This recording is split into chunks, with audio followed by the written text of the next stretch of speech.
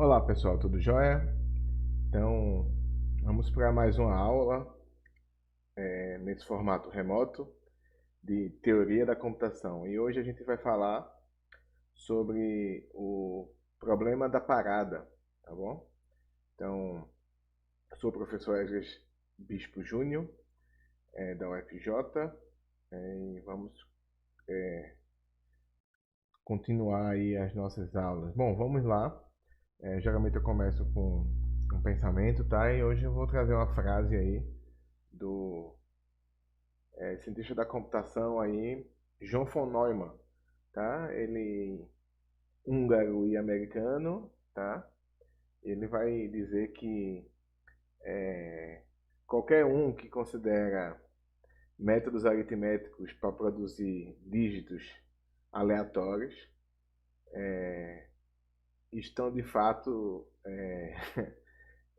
estão logicamente em estado de pecado. Então, estão em pecado, vamos dizer assim, tá?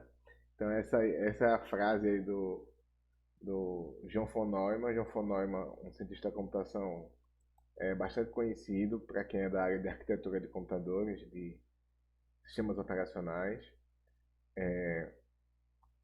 E a gente vai falar um pouco sobre ele, né, em algum momento da aula.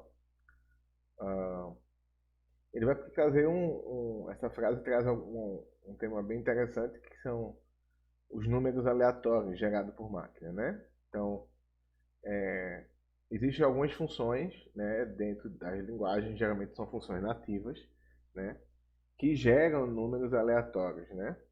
Então é uma função chamada random ou random, ah, e quase sempre você precisa inicializar essa função. Então geralmente você chama uma função chamada seed, uma função que vai semear essa geração de números aleatórios, né?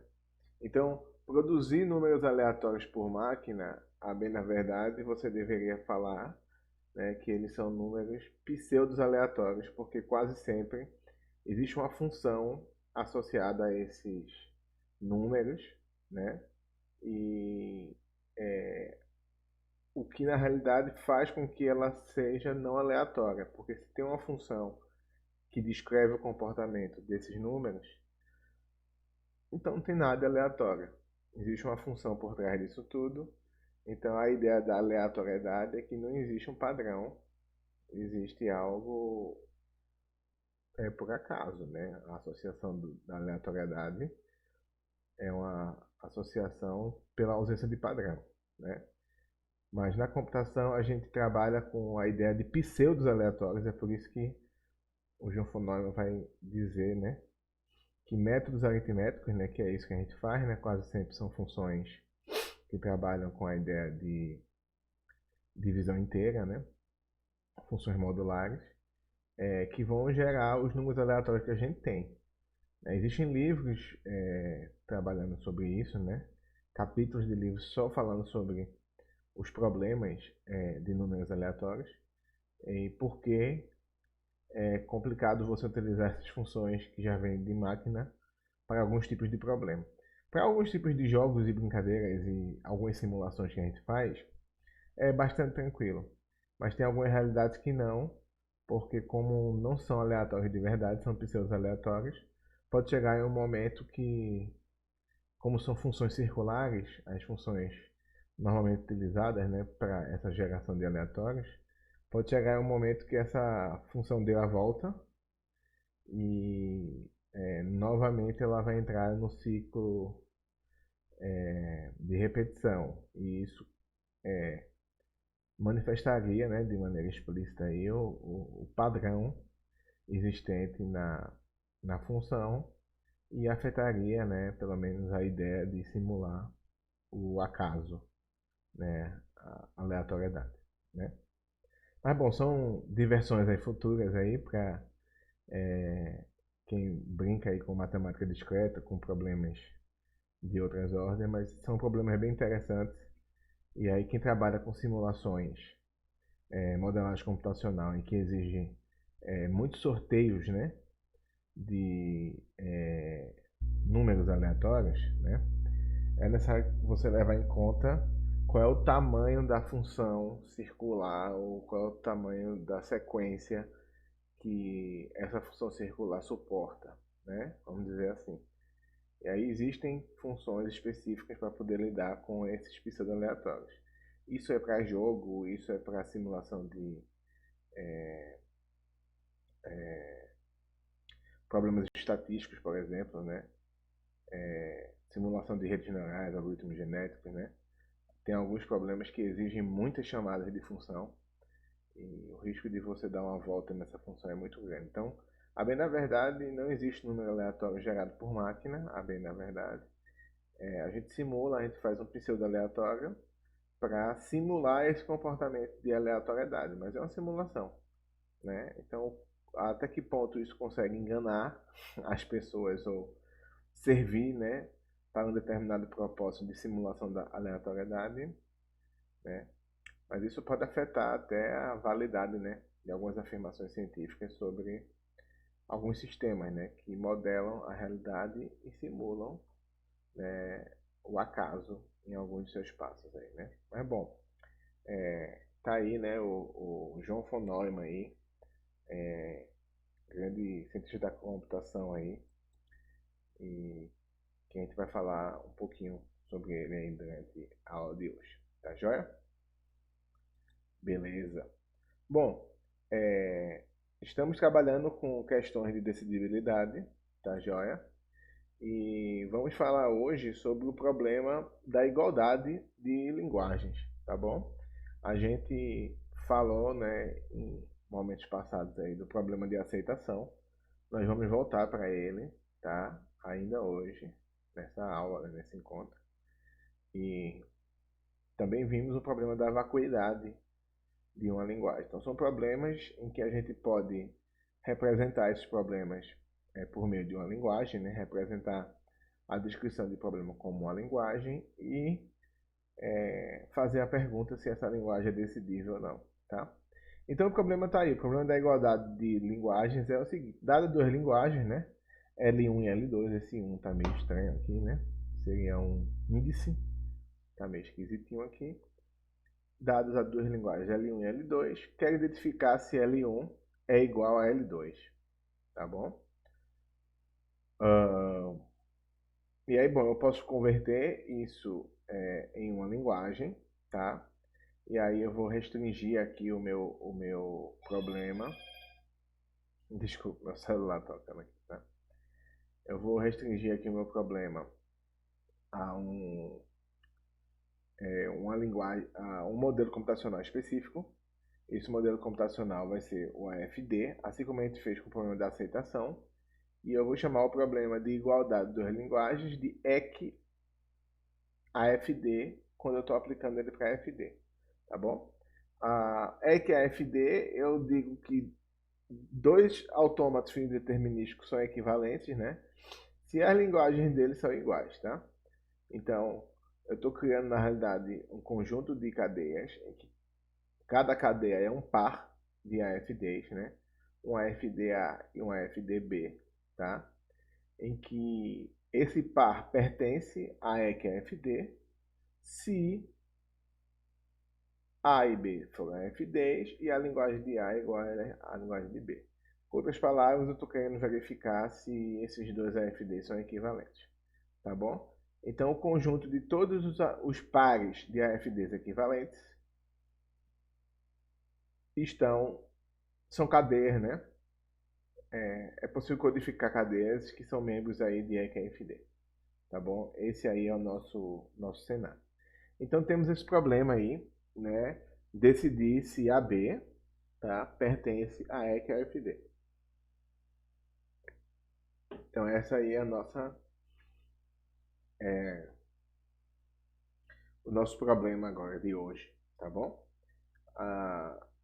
Teremos dois momentos hoje, né? Vamos trabalhar com esse problema da igualdade das linguagens e depois vamos enunciar de maneira inicial o problema da parada, né? Que é o título aí da nossa aula, tá bom? Bom, antes de falar, antes de mostrar, né? Porque, a bem na verdade, é que a FD é uma linguagem decidível, tá bom? Então, antes de falar sobre isso, de que a EQFD é a linguagem decidível, eu vou apresentar para vocês um lema, tá? Porque sim, ela é decidível, tá? E aí, como é que eu vou mostrar para vocês que essa linguagem é decidível, tá?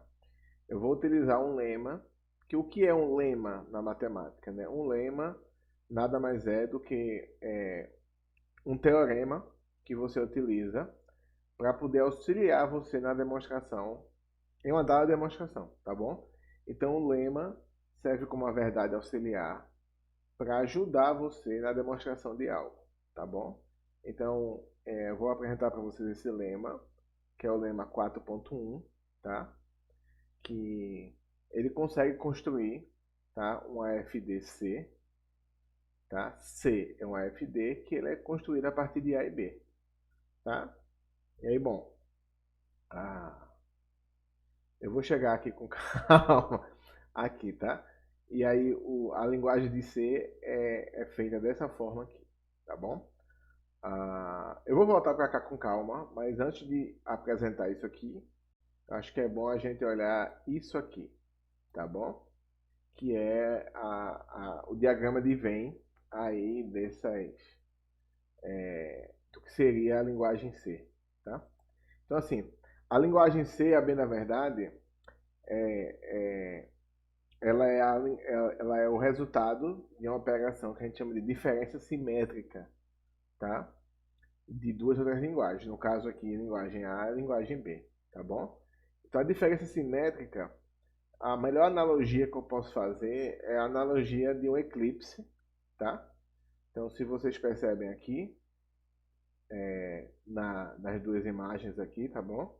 Eu tenho a união seria, a união da linguagem A com a linguagem B seria todo mundo que está nessa região unido com a interseção e unido com todo mundo que está nessa região.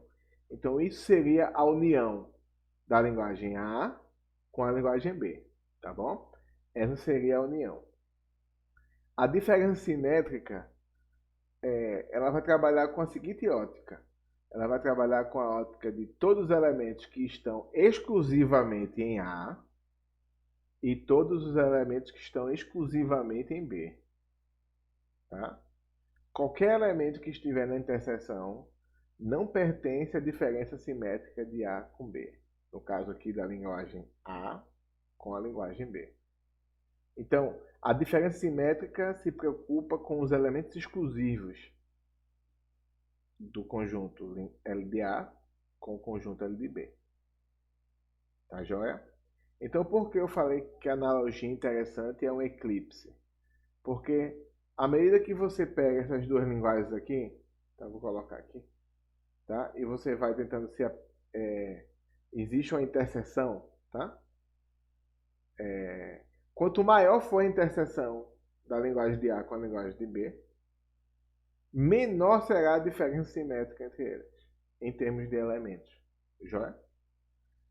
E aí o caso mais crítico que tem, né, o caso mais, né, um caso extremo que tem da diferença simétrica, é quando você tem o conjunto a linguagem A igual à linguagem B, tá? E aí, bom, vamos aqui para o nosso papel, tá? Porque se a linguagem A ela for igual à linguagem B, tá? O que vai acontecer? Bom, no meu diagrama de Venn, eu vou ter isso aqui. L de A, L de B, tá? Mas os dois sobrepostos, entende? A interseção é o próprio conjunto, é o próprio L de A ou o próprio L de B, porque L de A é igual a L de B. Então a interseção de L de A com L de A interseção com L de B é igual a L de A ou igual a L de B, tá? Porque L de A e L de B são iguais, tá? Nesse cenário, tá? a diferença simétrica de L de A com L de B, que é o que a gente vai chamar de L de C aqui, tá? Vai ser vazia, tá? Por que vai ser vazia? Porque não existe nenhum elemento que está exclusivamente em A, L de A, perdão. Não tem nenhum elemento que está exclusivamente em L de C. Todos os elementos estão em ambos, beleza? Porque L de A é igual a L de B. Então a diferença simétrica vai ser vazia, beleza? Então, eu vou mostrar a fórmula lá, mas antes de mostrar a fórmula, eu queria construir ela com vocês, tá bom? Então eu tenho aqui, a proposta é essa, né? Eu tenho L de A e eu tenho L de B, tá joia? L de A e L de B. E aí seria essa região aqui, tá?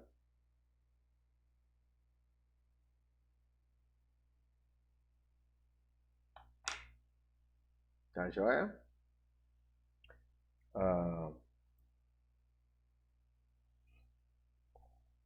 Então, vamos apresentar para você a fórmula aqui, que é colocada aqui para expressar, deixa eu pegar a verde aqui, tá? L de C, tá? L de C vai ser essa região verde aqui, tá? Tá já? Eu vou até reforçar aqui de verde aqui. Não sei se vai aparecer verde para vocês aqui, né? Minha telinha não é tão boa assim. Bom, então, vamos tentar representar essa região aqui, eu vou chamar de região 1, tá? Vou chamar essa região aqui de região 1.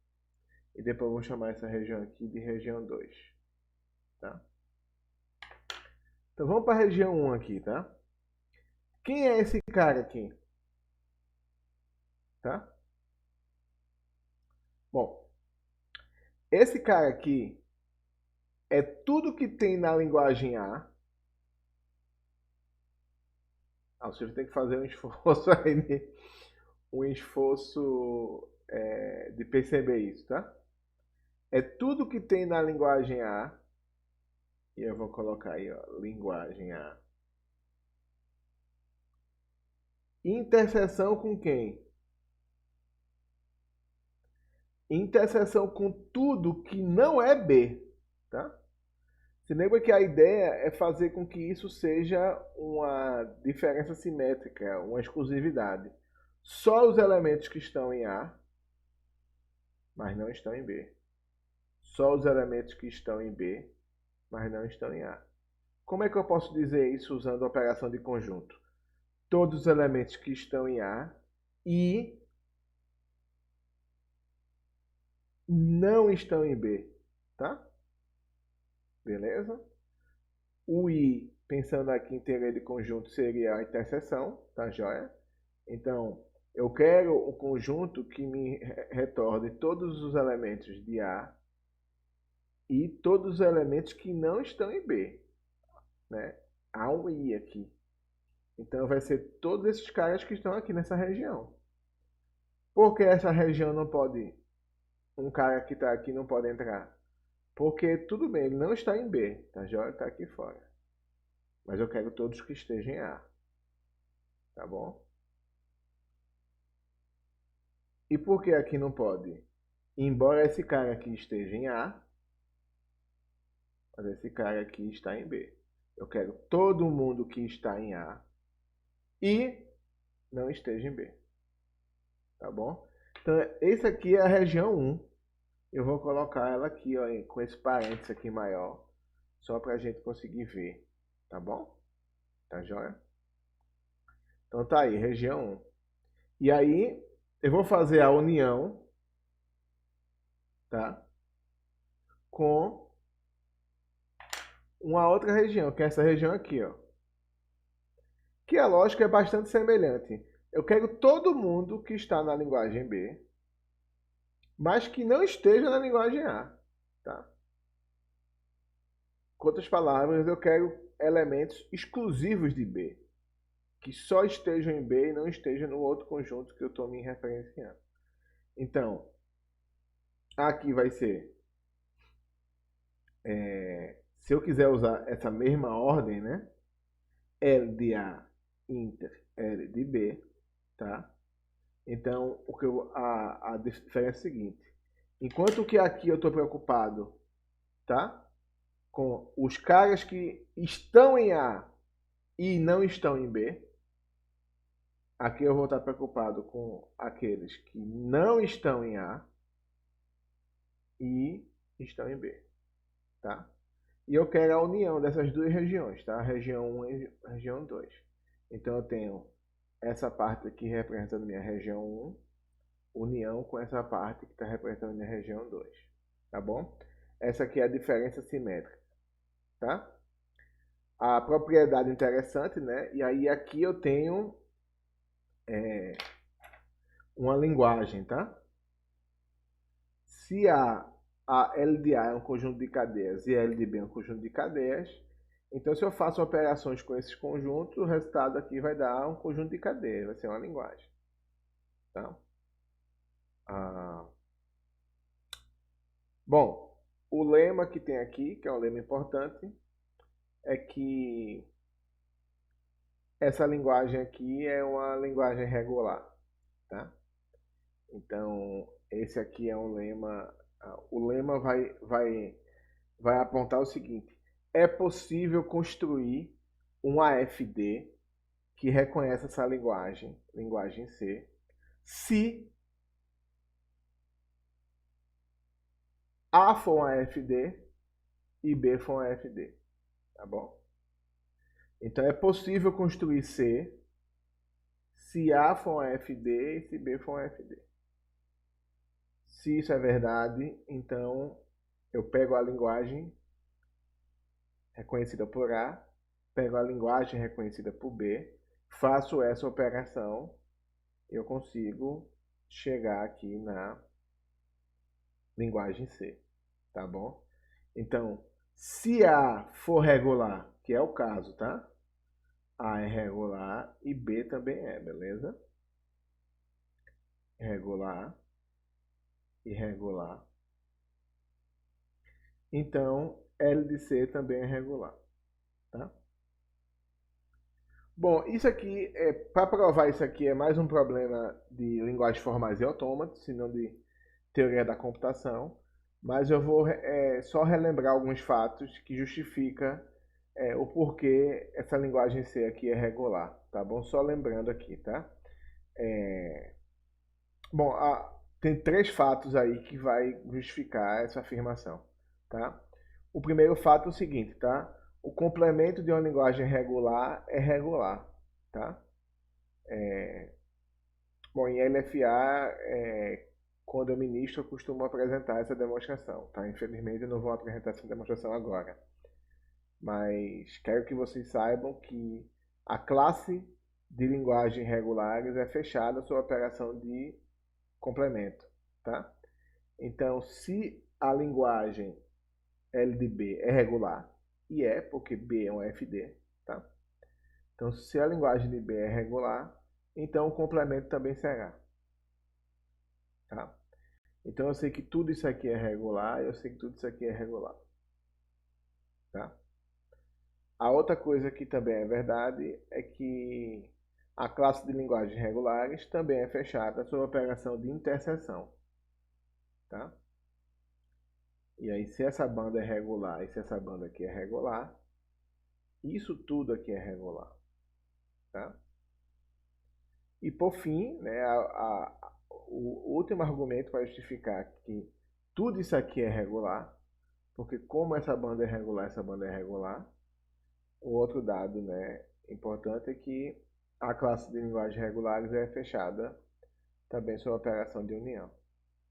Dá para provar isso aqui com expressões regulares, que eu acho que é mais fácil fazer a demonstração. Mas se você admitir que a classe de linguagens regulares é fechada para essas três operações, né? Operação de união, que vai resolver esse caso aqui.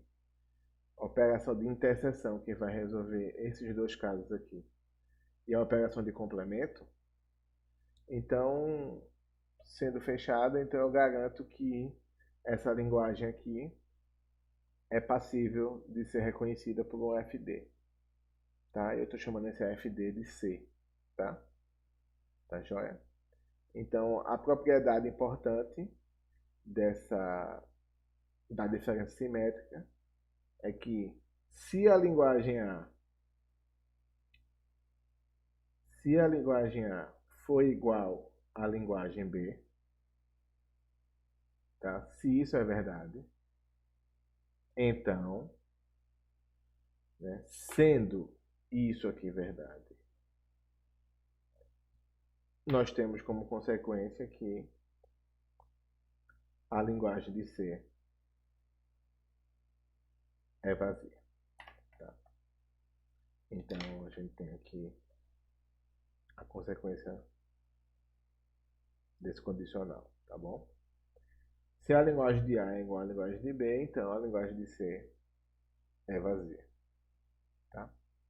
Então, bom, a forma de você ver que essa linguagem é vazia é se você tiver uma imaginação um pouco mais fértil aí, tá? É você perceber aqui esses dois conjuntos aqui, tá? Então é você tentar ir aproximando eles aqui, assim, tá? De forma que essa interseção vai aumentar, tá?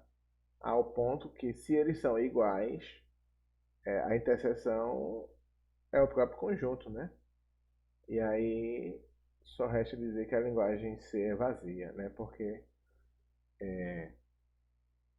a interseção de tudo que não é B é vazia e a interseção de tudo que não é A, né? Também vai ser vazia porque A e B são iguais, né? A linguagem de A é igual à linguagem de B. Tá joia? Então essa aqui é uma explicação aí, tá? Para você compreender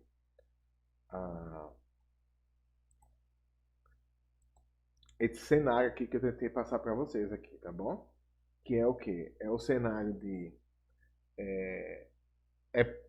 o lema ele admite a possibilidade de construir o AFDC. Eu expliquei de onde vem a justificativa, né? Não fiz ela pormenorizada aqui, confesso, né? Estou admitindo que o menor nível de diálogo é dizer que a classe de linguagens regulares é fechada sobre as três operações, né? Sobre complemento, interseção e união, tá? Mas pode se justificar melhor em linguagens formais e autômatos. Dá para justificar de maneira mais calma. Não é o propósito desse curso aqui, tá bom? Mas é possível construir o FDC a partir de A e de B, de forma que C aceita as cadeias que são aceitas por A ou por B, mas não por ambas, tá? Então aceitas por A e por B exclusivamente, tá? Por consequência, né, se A e B reconhecem a mesma linguagem, C não aceitará nada, a linguagem de C vai ser vazia. Então, se a linguagem de C é vazia, então as duas linguagens são iguais. Eu só coloquei a ida, né, lá no papel aqui, né? Só tinha colocado a ida aqui, né? Mas não é só ida, é ida e volta, tá? Se a linguagem de C for vazia, eu também consigo garantir que as duas linguagens são iguais. A linguagem de A e a linguagem de B, tá? C não.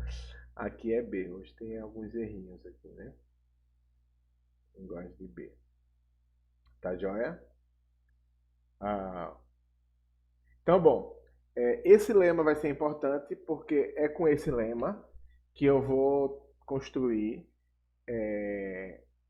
a máquina de Turing que decide EQAFD. A gente tem utilizado, né, alguns teoremas e até às vezes outras máquinas, né, que são decisoras de linguagens anteriores. Bom, agora a gente vai utilizar essa máquina C, tá? Esse AFDC, que é fruto desse lema, tá bom? Então isso vai ser o lema vai ser um auxiliar para a gente na prova de que o EQ AFD é uma linguagem decidível. Bom, tudo bem, já mostrou aqui o diagrama, então vamos lá para a máquina que decide, né? EQ AFD.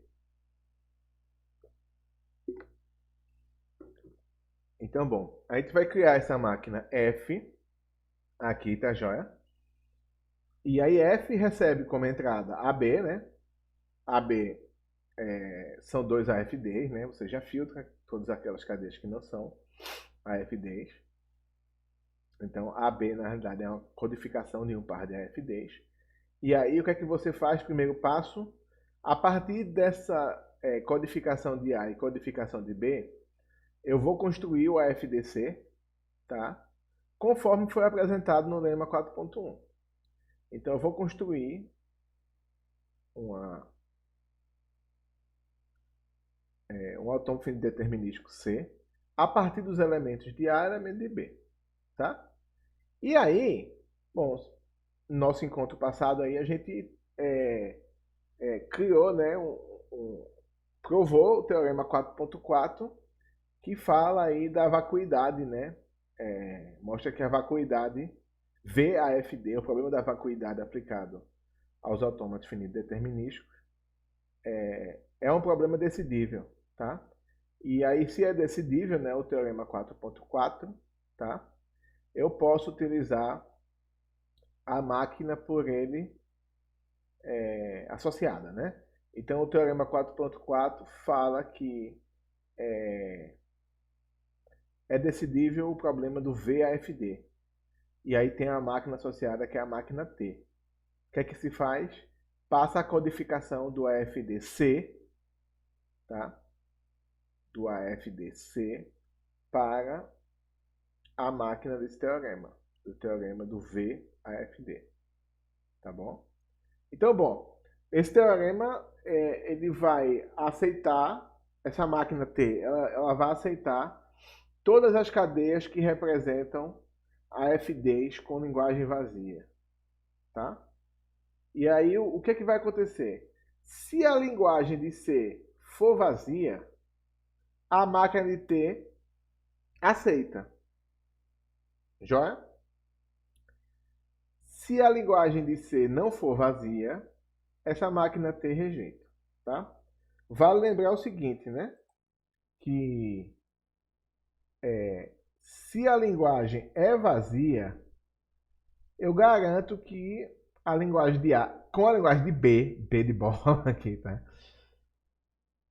São iguais, tá? Linguagem de A e linguagem de B são iguais. Então, é que a FD devia retornar aceita, porque o é que a FD diz aceita quando a linguagem de A é igual à linguagem de B, tá? Então, o ponto aqui é o seguinte, se T aceita, olha que esse aceita ele está com o texto normal, tá? É o aceita da máquina T, tá bom?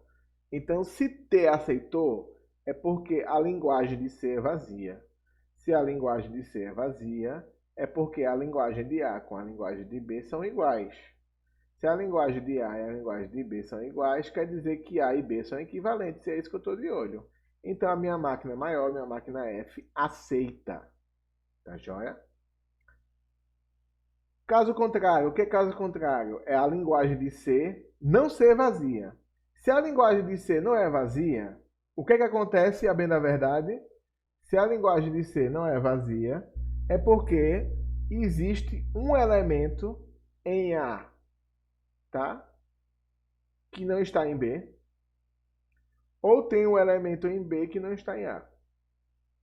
Se tem um elemento em A que não está em B, ou se tem um elemento em B que não está em A, é porque A não é igual a B. Entende? É essa a lógica. Se a linguagem... Porque o único caso para a linguagem ser vazia é se houver, na realidade, o eclipse completo. Se os dois conjuntos se sobrepõem, né, um ao outro, e aí não tem elementos exclusivos de A ou de B. Os dois são iguais. Tá joia? Então, no caso em que a linguagem não é vazia, tá? a linguagem de C não é vazia, é porque a linguagem de A não é igual à linguagem de B, porque tem pelo menos um elemento que está em A e não está em B, ou que está em B, mas não está em A, tá? E aí você rejeita, tá? E aí, bom, essa máquina decide porque não existe laços aqui em nenhum momento, tá? Você garante esse passo aqui é um passo finito, é passível de ser, esse passo 1 aqui é finito, é passível de ser resolvido, né, em tempo finito. A máquina tem uma máquina decidível, né, a gente já sabe disso, é uma máquina decisora, perdão. Decidível é a linguagem, né? Então a máquina tem uma máquina decisora, então qualquer cadeia que a gente envia para ela, ela vai levar um tempo finito para encerrar. Pode demorar muito, mas encerra, tá? E aqui só é um tomada de decisão. Se aceitar, aceita, caso contrário, rejeita. Então não existe possibilidade de loop na máquina F. Então a máquina F é uma decisora que decide E que é FD. Tá aí. Temos aí a nossa prova aí de que a FD é decidível. Bom, a sensação que você pode ter é o seguinte: ah, professor, tá muito estranho esse negócio, porque qualquer linguagem que você dá para mim aí é decidível, é. Você foi lá, AAFD, tal, veio, conversou, tal, deu um pulo do gato ali, decidível. Aí veio AFN, aí você tal, fez uma magiquinha ali e tal, decidindo, tá? Então você pode de repente ter a sensação estranha, tá? Incorreta, mas você pode ter a sensação de que tudo é decidível, basta a gente fazer um artifício matemático e resolver. Não, isso não é verdade, tá? Esses artifícios matemáticos que a gente utiliza, na realidade, são afirmações matemáticas válidas, né? E, de fato, apontam para a decidibilidade dessas linguagens. Agora, tem várias outras linguagens decidíveis, né? Então, o problema de aceitação, por exemplo, utilizando gramáticas livres de contexto, tá?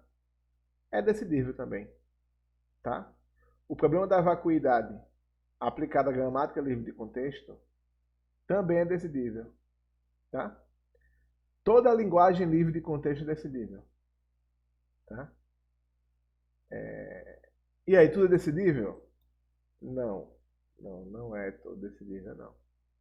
Por exemplo, EQGLC, né, o problema da equivalência de duas gramáticas livres de contexto, não é uma linguagem decidível, tá? Então, existem problemas indecidíveis, tá? A gente já viu um, na realidade, né, no final da primeira parte que eu falei sobre máquina de Turing. Apresentei lá o Yuri Matihassevich, aquele problema dos polinômios, né? E existe, né, a versão mais abrangente do problema, não é decidível. É tudo reconhecível, mas não é decidível. A, a versão mais restrita, né, com uma variável é decidível, mas com duas em diante, não, né? Então, não dá para calcular um limitante, né, inferior ou superior para o problema. XGLC também não é decidível, tá? E aí a gente caminhou por alguns problemas decidíveis, né, e indecidíveis aqui, tá? Alguns eu apresentei a demonstração, outros eu estou afirmando para vocês, não é decidível, tá? E aí a gente tem esse diagrama que está aqui do meu lado, acho que está aqui, não, está aqui, né, do meu lado aqui, que é o diagrama conhecido como diagrama de Chomsky, né? O Chomsky é um dos estudiosos aí de gramáticas estruturadas, né? Não só o pessoal da computação estuda o Chomsky, mas hoje várias outras áreas, né? O Chomsky ele tem contribuições muito fortes aí na ciência política, relações internacionais, mídia, pessoal de letras também, né? Linguística. Então, ele tem um alcance de contribuições em vários campos do conhecimento. tá? Bom, quem é do espectro mais à direita aí talvez não, não goste muito do Chomsky aí. O Chomsky ainda estava vivo, acho que ainda está vivo ainda, né? E quando o Lula estava preso, ele foi visitar o Lula aqui no Brasil, tá? Ele é de esquerda e ele tem ideias bastante fortes e críticas aí sobre o poder da mídia, do Estado, vários outros pontos, né? Tem atuado muito forte nesse ramo ultimamente. Mas existe uma hierarquia, que a gente chama de hierarquia de Chomsky, tá? Aqui não está representada da forma como normalmente é posta quando se fala sobre hierarquia de Chomsky, tá? Mas existem níveis de estruturação das linguagens, né? E aqui seria uma estruturação de um nível mais baixo, linguagens regulares. Logo acima tem uma linguagem livre de contexto, linguagens decidíveis, linguagem tudo reconhecível. O Chomsky vai apresentar uma hierarquia um pouco diferente, ele vai apresentar linguagens sensíveis ao contexto e tem um cenário um pouquinho distinto desse. Mas existe essa ideia de você sair de um nível mais básico, que também para ele é uma linguagem regular, que a gente vai chamar de gramática regular, e sair para um conjunto de linguagens mais expressivas, tá? Ele vai trabalhar com nível 0, nível 1, nível 2, vai ser uma descrição um pouquinho distinta dessa. Mas esse relacionamento de classe de linguagens é importante para a gente perceber o nível de expressividade que essas linguagens têm, tá? Então a gente estava preocupado com essa fronteira aqui agora, com essas discussões, tá? Em que eu não saio do livro de contexto direto para tudo reconhecível. Existe uma outra região de linguagens importantes aqui. Aquelas que são decidíveis e aquelas que não são. Tá? A teoria da computabilidade está muito preocupada com essa fronteira aqui. Não só com essa, com outras também, mas essa aqui é uma fronteira bastante crítica aqui, importante para a teoria da computabilidade. Tá? Bom, e aí, depois de a gente passear, né, por vários problemas de aceitação, problema de vacuidade, problema de equivalência entre dois modelos computacionais, tudo. O que eu vou apresentar para vocês é um problema chamado de problema da parada, tá? Que é um dos problemas clássicos em teoria da computação, tá? E aí é interessante e foi interessante eu passear por todos esses problemas aí da aceitação para FD, para FN, igualdade, vacuidade, coisas do gênero. Porque para enunciar esse problema é muito interessante você saber o que é que acarreta dizer isso, que eu vou falar agora. Tá? Então o problema da aceitação, em que a gente aplicou para vários modelos computacionais, autômato finito determinístico, autômato finito não determinístico, gramática livre de contexto. Eu vou agora aplicar esse problema para uma máquina de Turing. Tá? Então o problema agora é, dado uma máquina de Turing M, tá? E uma cadeia de entrada ômega, eu quero saber se M aceita ômega. Só que esse M é uma máquina de Turing. Tá? Então, a minha descrição do problema no formato de linguagem é esse. Tem o A, AFD, tem o A, GLC. Esse aí é o A, MT, porque é o problema de aceitação associado à máquina de Turing. Isso aqui é uma linguagem, tá? Que linguagem é essa? É o conjunto de todas as duplas, tá? Melhor, né? A codificação, né? De duplas, em que a primeiro elemento dessa dupla é uma máquina de Turing e o segundo elemento é uma cadeia. Aí você fala, ué, mas como é que eu vou representar essa máquina de Turing M aí? Ué, pela descrição formal da máquina de Turing. Da mesma forma que com a FD a gente recorreu a 5 UPLA, listou os 5 elementos e foi lá e pôs, tá? Com a máquina de Turing, a gente vai descrever a 7 UPLA, os 7 elementos que descrevem essa máquina de Turing, tá? E aí M é uma máquina de Turing que aceita a cadeia de entrada ômega, tá? Bom, qual é o passo aqui? E aí é o passo de abstração que vocês precisam dar, né? Eu tenho que resolver esse problema, tá? Para saber que se a AMT é decidível ou não. Mas já vou dizer de antemão para vocês, essa linguagem AMT, ela é indecidível, tá? Como eu falei para vocês, né? Aparentemente a gente achava que a AFD, a AFN, a GLC, é decidível. Então qualquer coisa que eu botar aí é decidível, né? Bom, não é verdade. Falei que o EC GLC também não era decidível. E aí a MT é indecidível, tá? Dizer que a MT é indecidível também significa dizer que como é que eu mostro a indecidibilidade de AMT.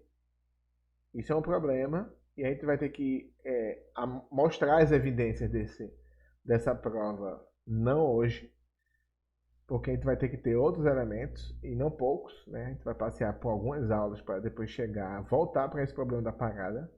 Não é um problema simples de ser demonstrado, tá? Mas eu consigo mostrar, por exemplo, para vocês, e isso não é muito difícil, provar que a AMT é tudo reconhecível. Não é decidível, mas é tudo reconhecível, tá bom? Dá para construir uma máquina de Turing U da seguinte forma. Aí, olha que coisa louca, e aí é preciso, de fato, ter uma abstração um pouco maior. Eu estou construindo uma máquina de Turing U, tá? Ela recebe uma cadeia de entrada, e essa cadeia tem a codificação de uma outra máquina M. Tem que ver. Então vamos lá. Eu vou voltar para o papel aqui para a gente pelo menos ter essa visualização aqui mais ou menos estabelecida na cabeça de vocês. Então bora lá. Então eu tenho aqui, na verdade, a minha ideia é construir uma máquina U, tá? Porque quando eu mandar uma entrada aqui, tá? Essa entrada aqui vai ser enviada, tá? A bem da verdade, ela é a codificação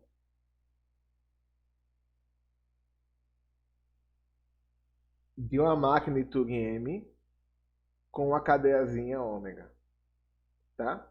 Então, a bem da verdade, eu vou simular, tá? O comportamento de M mandando esse ômega para ele, internamente aqui. Isso vai ser processado e em algum momento eu vou aqui e vou cuspir, tá? Mas veja, eu estou construindo a máquina de Turing U. Ela vai receber uma cadeia de entrada. Essa cadeia é uma codificação de um par.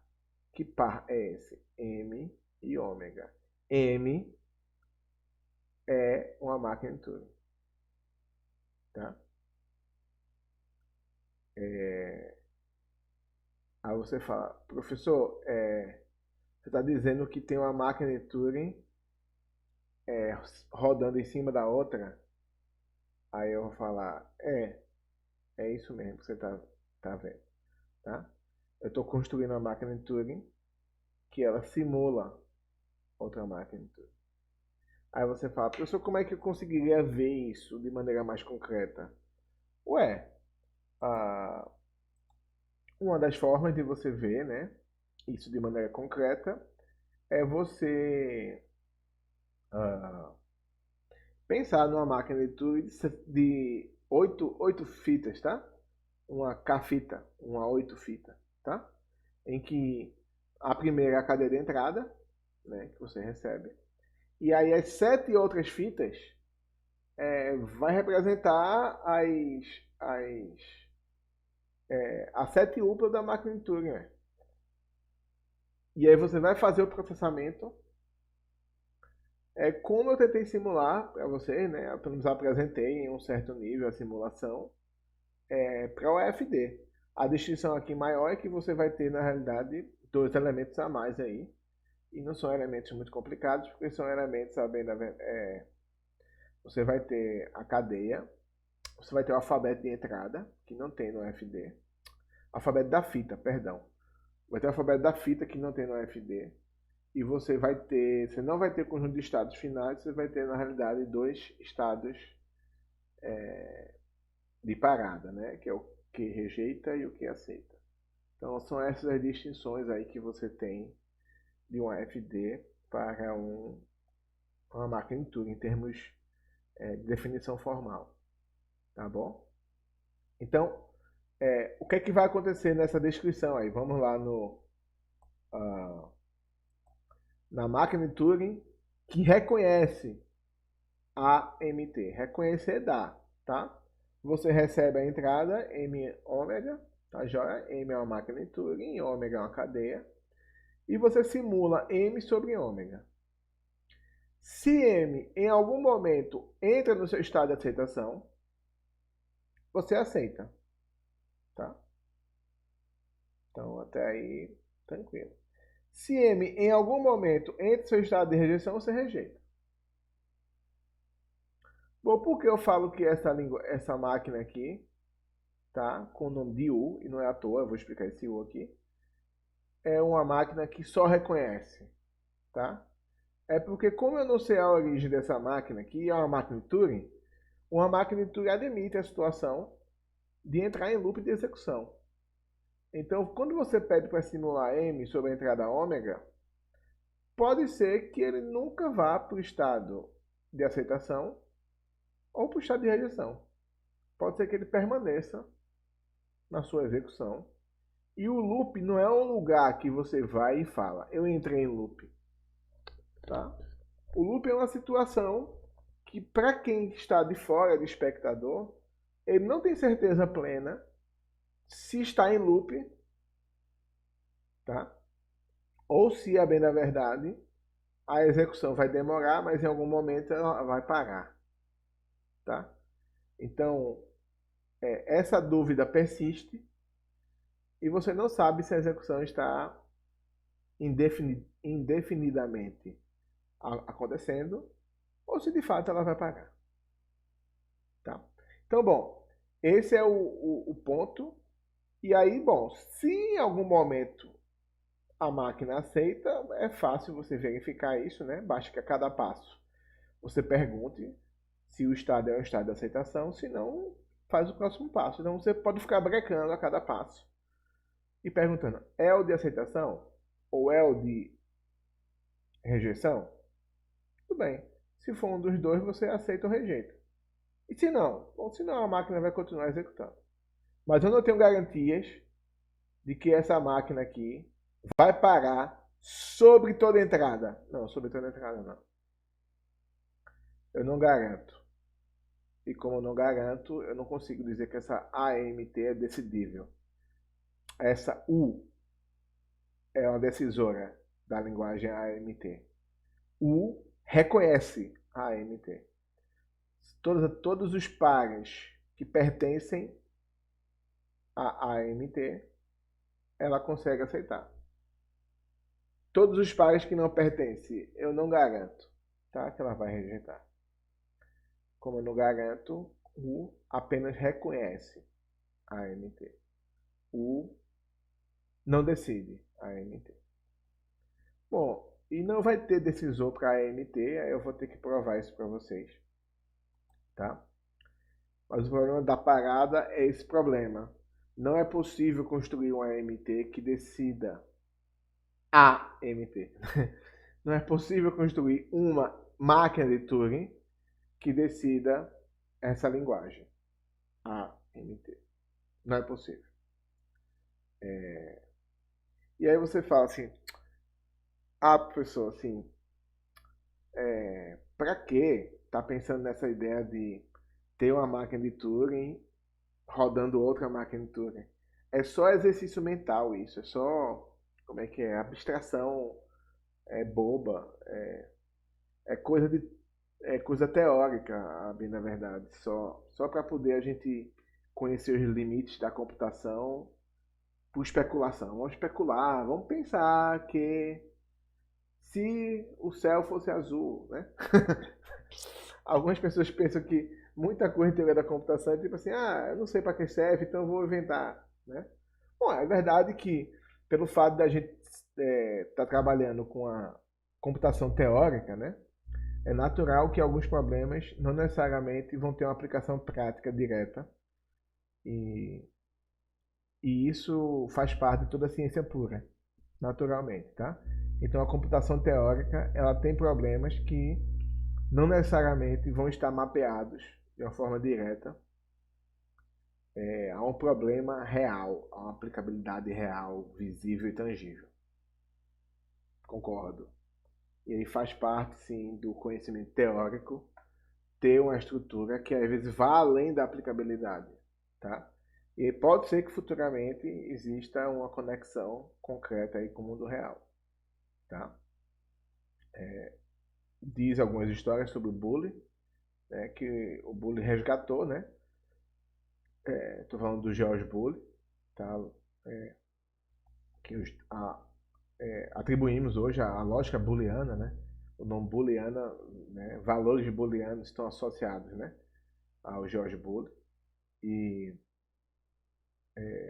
dizem que na época ele não era bem reconhecido porque aparentemente ele estava fazendo uma ciência pura. Não havia uma aplicabilidade para a álgebra que ele conseguiu construir a partir de valores binários.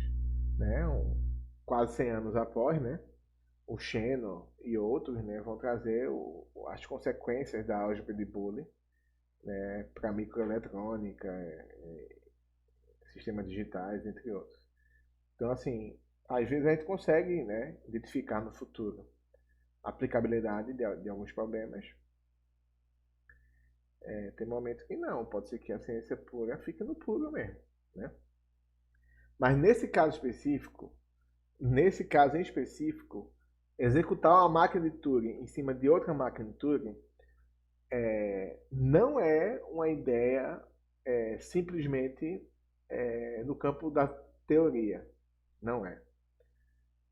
Bom, a bem da verdade, eu vou tentar trazer para vocês aqui, né? Não sei se todos têm ciência, todos que me ouvem agora, né, nesse vídeo gravado aqui, né? Tem alguns alunos da UFJ assistindo, mas não necessariamente são alunos da UFJ que estarão me assistindo, né? Mas o interessante é que a base do computador que vocês têm é baseado nessa ótica, tá? É baseado na ótica de que existe uma descrição de uma máquina sendo executada em cima de outra máquina. Bom, então vamos discorrer um pouco sobre isso. Por que esse U, né? Por que esse U aqui, que está aqui do lado, tá? Esse U, tá? De executar uma máquina de Turing em cima de outra, é uma ideia, tá? Que tem nome, chama de máquina de Turing universal, tá? O que é uma máquina de Turing universal? É uma máquina de Turing que consegue simular qualquer outra máquina de Turing, tá? A MTU, que foi apresentada, né, é uma máquina de Turing universal, tá? Então, a função da máquina de Turing universal é ela servir como estrutura básica para você colocar uma máquina de Turing em cima. Aí alguém fala assim, professor, isso é muita viagem, isso é muita loucura. Nem tanto. Vamos trazer alguns princípios de coisas que simulam outras e estão na mesma categoria. Por exemplo, acho que vocês já conhecem a ideia de virtualização, né? Então, por exemplo, você tem um sistema operacional, tipo o Windows, por exemplo. E aí você pode utilizar, na realidade, o próprio Windows para simular o sistema operacional. como por exemplo o Linux, e vice-versa.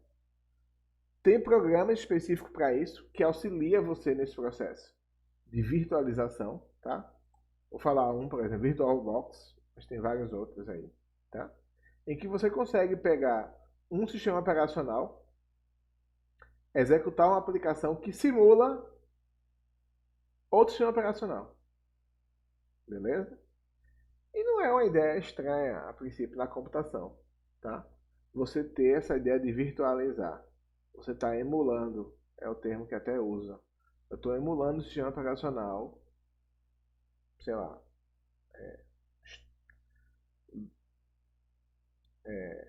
Unix, estou emulando ele no Linux, Linux raiz, tá? Minix ou outros, beleza? A ideia aqui é que eu não estou trabalhando no nível de sistema operacional, não é nesse nível. Estou trabalhando no nível baixo, da descrição mais baixa que a gente tem, da descrição da máquina Turing. Porque até essa ideia de máquina Turing universal, tudo que era algoritmo era a descrição concreta de uma máquina Turing. Então tudo que era, e essa foi a noção intuitiva de algoritmo que eu trouxe para vocês. Então a noção que a gente está tendo de algoritmo até agora é que um algoritmo é uma máquina Turing, a descrição concreta dela. Então a descrição concreta de uma máquina Turing e algoritmo é a mesma coisa. Tá? E quais são as implicações disso para a vida real? É que se você, na realidade, fosse instanciar, criar, tá? Um algoritmo descrito de uma máquina Turing do jeito que a gente viu até agora, a gente ia ter que construir um hardware específico para ele executar aquela máquina Turing. O que significa isso? É que, a bem da verdade, a descrição da própria máquina, o próprio algoritmo é o hardware construído. Vocês entendem o tamanho do problema que existe? É que até agora, até o momento, construir a máquina é construir o algoritmo. A descrição da máquina vai lhe dar todas as condições de você chegar fisicamente e construir uma máquina física que vai se comportar ou vai reagir a partir daquelas cadeias de entrada fisicamente para aceitar ou rejeitar. O louco dessa perspectiva até agora, sem a máquina Turing universal, é que hardware e software, nessa concepção, é a mesma coisa. Hardware e software, na realidade, são coisas iguais, são coisas semelhantes. Se você quiser mudar o comportamento do seu sistema, você tem que mudar o seu hardware. Você tem que mudar a sua parte física. De novo, aí você pode falar assim, professor, isso está muito louco, hein? Essa ideia está muito louca. Hardware e software é a mesma coisa? Que viagem é essa? Isso é louco, né? É louco, mas, por exemplo, se vocês já tiveram a oportunidade de ver sistemas digitais, por exemplo, tá? Portas lógicas como OU, I, né, e outras, tá? As portas lógicas, elas são comercializáveis, elas são peças de hardware.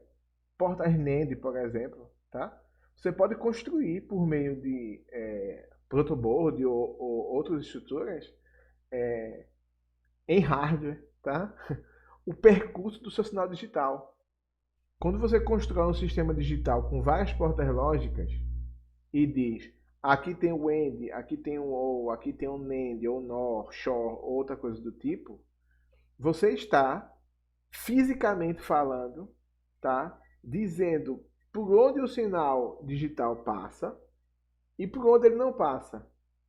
Se o LED daquela ponta vai ser aceso ou se o LED não vai ser aceso. A bem da verdade, você está desenvolvendo um software via hardware. Você está com portas lógicas fazendo certos condicionais ali, garantindo que o fluxo elétrico, né, vá para uma certa parte do seu sistema digital ou não. Quando você constrói um sistema digital e tem isso em mente, essa construção de que a colocação exata desses blocos vai apontar para isso, bom, se você percebe isso, bom, então na realidade você está construindo hardware, você está construindo software, tá? O seu código, o seu fluxo vai trabalhar com liga, desligado, fluxos de energia, e você vai garantir se aquele fluxo vai sair na alta ponta ou não. Então, com sistemas digitais, dá para até materializar e que o seu projeto de sistema digital, a bem da verdade, é um projeto de software, no sentido de que você garante se o fluxo vai sair ou não, a entrada, né, ligado, desligado. No caso da máquina de tudo, vai ser um aceita, rejeita, tá? Obviamente bem mais expressivo, né, porque não trabalha só com bits, mas vai trabalhar com representação do alfabeto, que também pode ser binarizado, não tem problema, tá? E aí você consegue materializar todo o seu projeto de sistemas digitais no sistema físico de hardware. E aí, se você muda aquele fio especificamente de uma dada porta e joga na outra, ou você remove, né, uma porta end e mete uma porta O ali, você faz uma mudança no hardware, mas essa mudança é uma mudança também no software.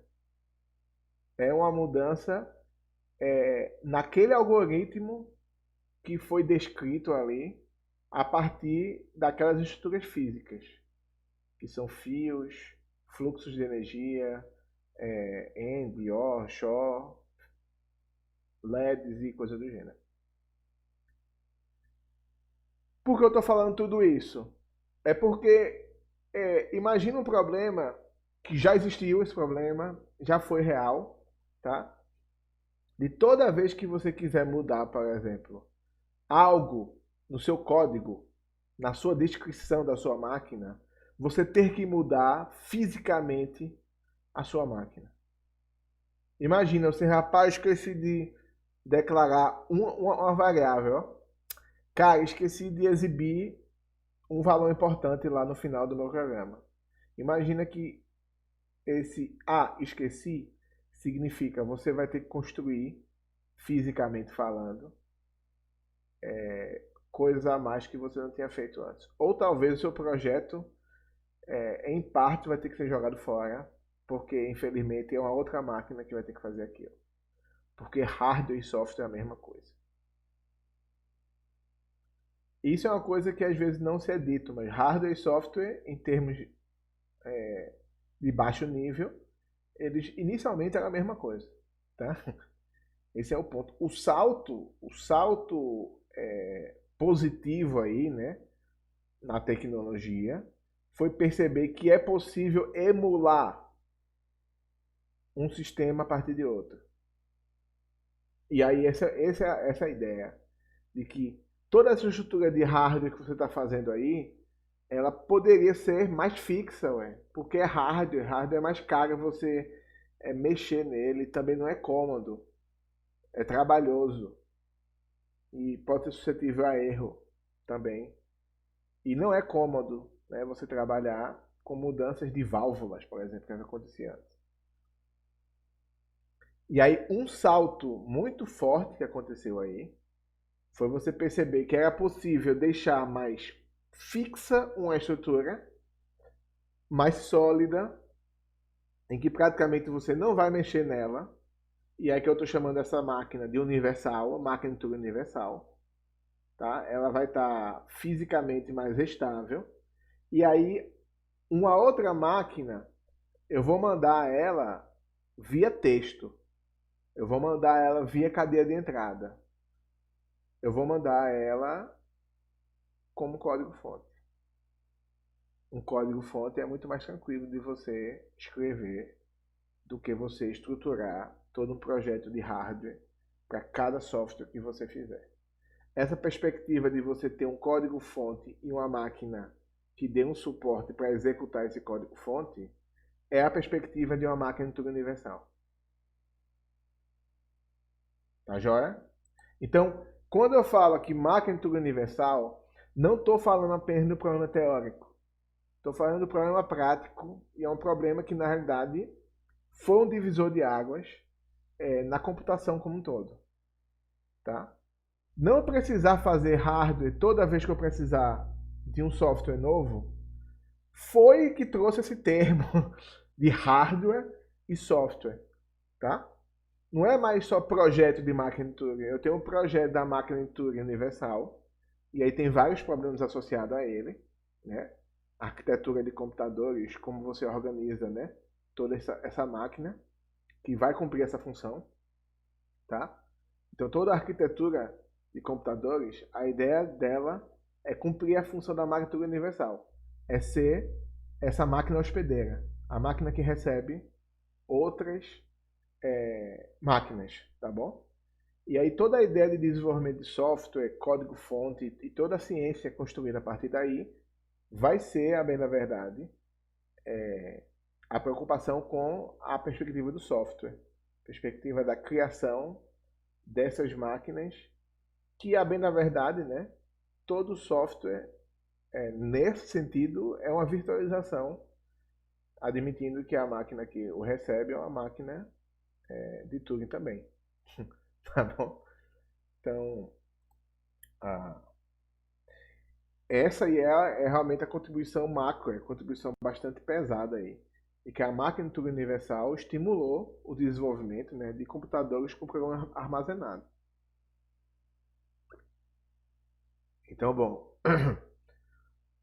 se vocês pegarem a história aí de história da computação, né, é muito possível que vocês já tenham ouvido falar sobre a fase dos cartões perfurados, né? Em que você levava o seu software para casa. E você levava como? Ou você fazia o seu software em casa, perfurando cartões, tá? E isso foi um avanço absurdo. Você separou o hardware do software, o computador era absurdamente grande, caro, né? E aí você deixa ele à parte e trabalha com essa simulação de uma máquina por fora. Vou perfurar os cartões e toda aquela descrição, a codificação da máquina de Turing, que vai ser simulada na outra máquina, ela é externa. Tá? Bom, quem é a pessoa aí, né, que é responsável aí, né, por todo esse processo aí, né? Bom, teoricamente a ideia da máquina de Turing universal já existia, né? E aí essa ideia teoricamente o Turing já tinha admitido essa possibilidade, então assim, realmente a genialidade do Alan Turing, né, transcende, né, muitos aspectos. Mas o interessante é que a arquitetura proposta por von Neumann, né, em 45, vai materializar, fisicamente falando, né, essa ideia de ter uma máquina que consegue receber aí descrições de máquinas externas, tá? Então a arquitetura de von Neumann ela promove a possibilidade de materializar esse conceito. De a gente falar, máquina de Turing universal, não está só no papel não, agora vai virar realidade. E aí permitir que você trabalhe com descrições de máquina fora da máquina foi um avanço absurdo. Foi a possibilidade de você distinguir, né, o hardware do software. Tá? Então isso aí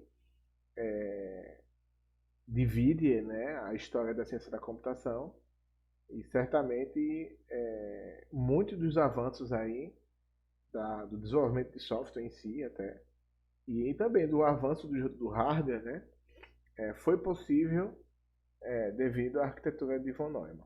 Né? Bom, não sou conhecedor profundo aí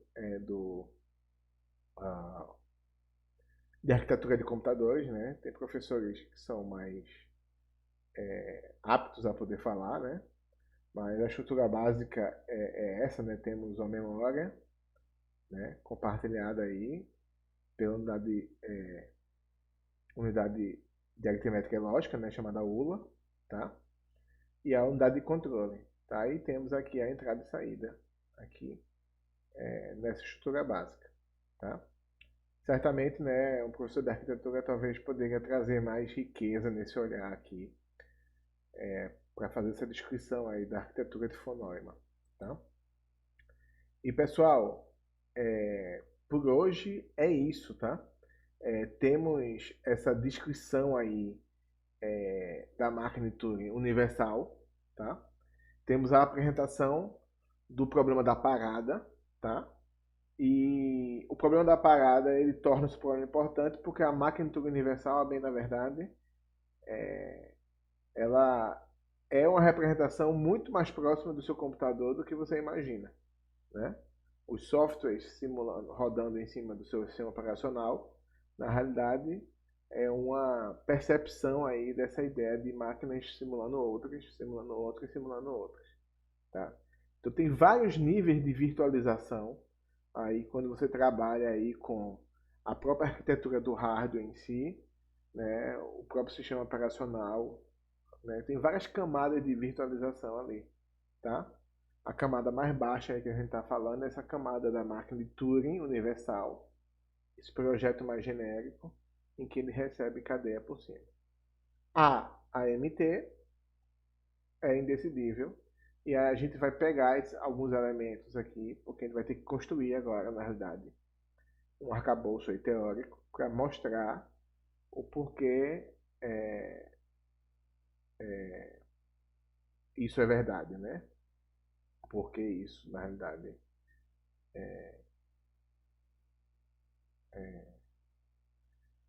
porque eu posso afirmar que a AMT é indecidível de verdade. Né? Provar a indecidibilidade é um pouco mais difícil. Né? Mostrar que é indecidível, como? Por quê? Né? Então, tá joia, pessoal? Então, é isso. Um abraço. Espero que fiquem bem, tá bom? E até a próxima. Tchau, tchau.